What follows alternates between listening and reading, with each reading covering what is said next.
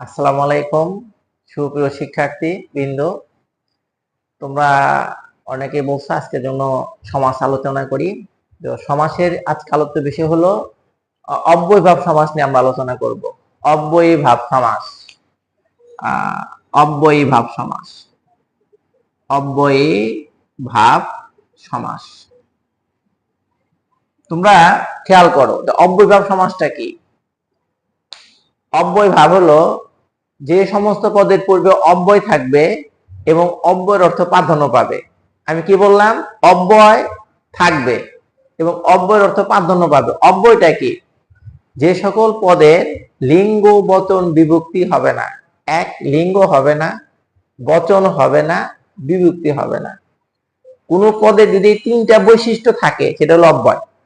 আমরা একটু খেয়াল করি, প্রথম একটা শব্দ হলো আ। এটা একটা অব্যয়, কারণ এটা স্ত্রীবাচক বা পুরুষবাচক নাই, এটা এক বচন ও বহু বচন না, এটা কোনো বিভক্তি হয় না। আ মানে হচ্ছে পর্যন্ত। আ মানে অর্থ দিবে হলো পর্যন্ত অথবা ঈষৎ। ঈষৎ। আরেকটা হচ্ছে যথা। যথা শব্দের অর্থ হলো অতিক্রম না করে। অতিক্রম না করে। নিট, নি, ফি, বে, বদ, হা মানে অভাব। উপ, উপ মানে হচ্ছে ক্ষুদ্র, সদৃশ, সাদৃশ্য, সমীপে। সুপ্রিয় শিক্ষার্থী, তুমি একটু খেয়াল করো, আমরা দিলাম আ। আ মানে পর্যন্ত বা ঈষৎ। পর্যন্ত বা ঈষৎ। যথা অতিক্রম না করে। নি, নি, ফি, বে, বদ, হা। আরো আছে, সেগুলো হলো অভাব, অর্থ দিকে অভাব। উপ মানে ক্ষুদ্র, সদৃশ, সাদৃশ্য, সমীপে।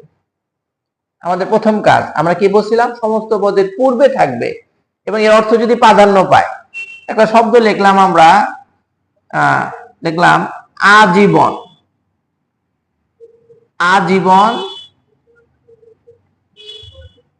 আনত, আরক্তিম। দেখলাম আকণ্ঠ। সুপ্রিয় শিক্ষার্থীরা, তোমরা খাতার মধ্যে লেখো আজীবন, আনত, আরক্তিম, আকণ্ঠ। তাহলে আমরা খেয়াল করি, এই যে এই যে স্বরে, এটা একটা অব্যয়। অব্যয়, অব্যয়, অব্যয়। কারণ কণ্ঠ মূল শব্দ, কণ্ঠের আগে আছে।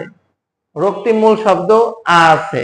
নত একটা শব্দ আছে। জীবন মূল শব্দ আছে। তো আজীবন, কি অর্থ দেয়? পর্যন্ত অথবা ঈষৎ, সামান্য। তাহলে আজীবন, আমার দুইটা প্রশ্ন হইল, হয় আমি বলবো ঈষৎ জীবন মানে সামান্য জীবন, অথবা জীবন পর্যন্ত। এই দুইটার মধ্যে কোনটা গ্রহণযোগ্য?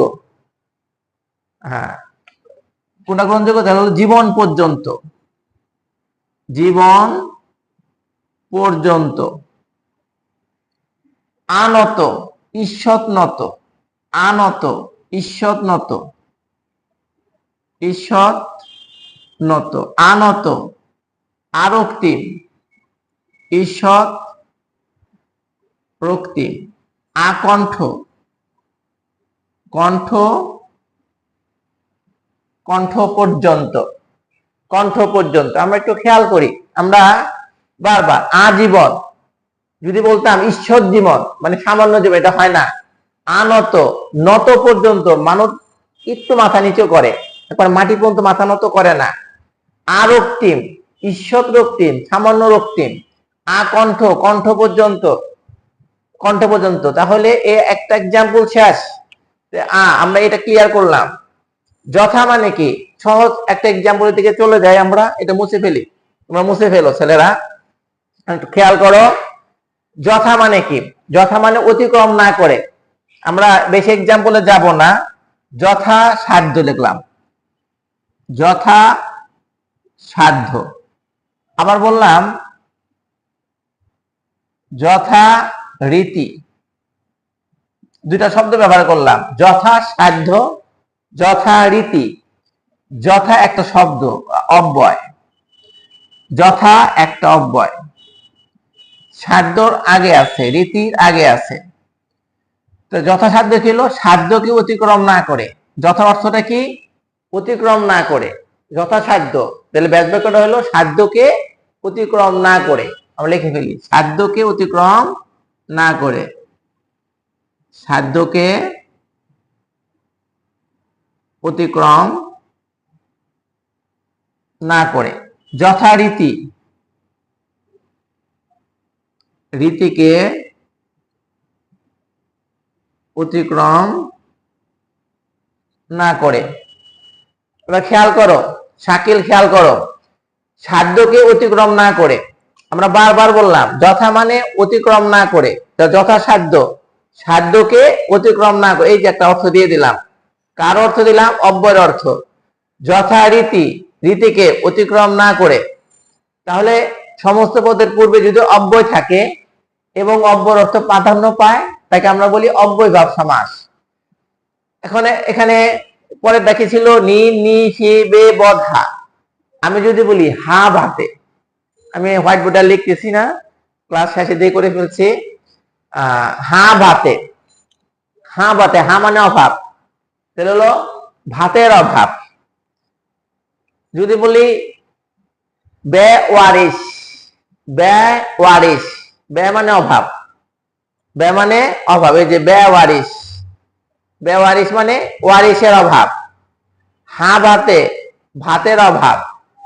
নিরামিষ, আমিষের অভাব। যদি কোনো শব্দের পূর্বে নি, নি, ফি, বে, বদ, হা আসে, এর অর্থ হবে অভাব। এরপরে সর্বশেষ হলো উপ। উপ একটা উপসর্গ, কারণ কি? উপসর্গে উপসর্গ, উপসর্গ একটা অব্যয়। একটু খেয়াল করি, আমরা বললাম উপগ্রহ, উপগ্রহ, উপজেলা, উপগ্রহ। উপ অর্থটা কি? ক্ষুদ্র, সদৃশ, সাদৃশ্য, সমীপেত। উপগ্রহ কি হবে? গ্রহের ক্ষুদ্র দিলেও হবে, গ্রহের সাদৃশ্য দিলেও হবে, তবে আমরা ব্যবহার করব গ্রহের ক্ষুদ্র। গ্রহের ক্ষুদ্র। অনুরূপভাবে উপজেলা, হ্যাঁ ক্ষুদ্র জেলা দিলেও হবে, তো আমরা দেব জেলার সাদৃশ বা জেলার সদৃশ্য। জেলার সাদৃশ দিলাম, জেলার সাদৃশ্য।